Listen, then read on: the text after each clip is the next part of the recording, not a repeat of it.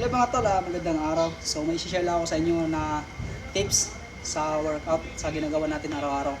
So ito mga tol, nag-workout ako for home workout lang kasi busy sa trabaho minsan or di kaya ng gym or di kaya mas makakatipid tayo or makakalis tayo.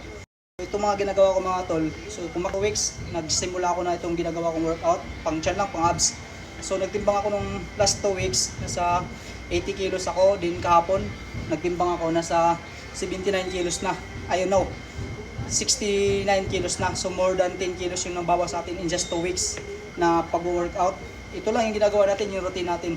So papakita ko sa inyo mga tol kung ano yung mga technique ko na ginagawa ko dito. Every lang, sa isang linggo, mga apat na araw, every afternoon. So yun lang yung ginagawa ko. Di naman ako nagda-diet eh. Kahit ano yung mga kinakain ko mga tol. Tsaka nagiinom din naman ako gabi-gabi, kaga ganun pampatulog. So ito yung mga ginagawa ko mga tol. So unang gawin natin mga tol, ito lang. So 3 set lang, 3 set by 12. So ulit-ulitin nyo lang yan mga tol, sa 1 minute pahinga. So para yan sa gitna ng abs natin. Tsaka liliit yung mga taba, matunaw yung mga taba mga tol. Next naman mga tol, ito na naman ating pangalawang exercise. So ganun pa rin, ano lang. Diyan kahit 30 seconds lang 3 set. So tuloy-tuloy nyo lang yan para mahati yung mga ma-form yung abs natin diyan sa gitna. So and then ito naman yung next natin. So yan, tuloy-tuloy nyo lang yan. 30 seconds din, 3 repetition yan lang mga tol. Tuloy-tuloy nyo lang yan ganyan para din mas lalong titigas yung gilid, panggilid yan natin sa abs natin mga tol. Pangatlo nating exercise mga tol, ito. So pag abutin nyo lang yung siko nyo dyan sa tuhod, left and right lang. So 3 by 12 yan mga tol. Ulit-ulitin nyo lang, 1 minute pahinga. So tuloy-tuloy nyo lang hanggang sumakit yung abs nyo. So para ma-form lalo. So and then next natin, kung gusto nyo na na mabilog din, bilog-bilog yung abs nyo. So ganyan din yung gagawin mo para yung gilid din natin, madadamay din yung gilid.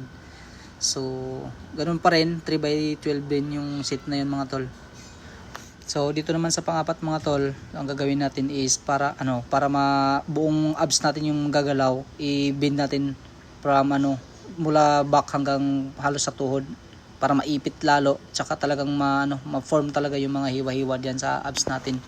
So yan lang mga tol ang ating ang ating exercise, mga tips natin mga tol sa ating vlog. So 2 weeks lang yan mga tol ang ating tuloy-tuloy na exercise. So nabawasan yung ng 10 kilos yung natin, yung timbang natin. Grabe. Wala naman akong diet sa pagkain kahit anong kinakain. Basta less rice lang, char. So yan, kung gusto niyo ng mga ganitong content mga tol, paki-follow, like, subscribe tayo sa ating YouTube channel, Mandaya Explorer. And then sa ating Facebook, Kevin Nokyao Tadjoki. Ayan. Support lang mga idol. Thank you very much for watching. And then yan, kung gusto niyo ng mga ganyang equipment, diyan lang sa comment section or diyan lang sa Yellow Basket kung gusto niyo makabili ng mga ganyang equipments na magagamit niyo kahit sa bahay lang.